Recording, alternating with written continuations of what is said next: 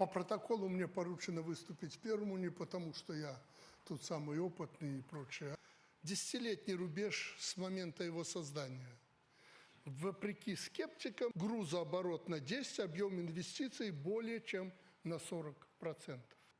И за следующие 10 лет мы должны как минимум удвоить эту цифру. Поэтому наступает время ЕАЭС 2.0, как мы его называем в Беларуси. Касым Жамар Кемелевич Такаев.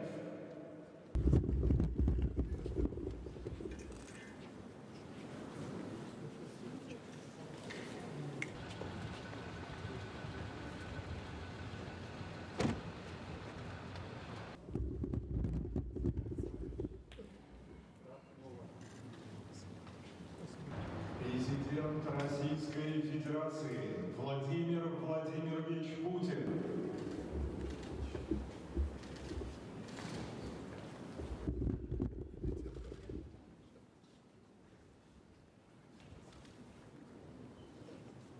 Ганель Бермудес.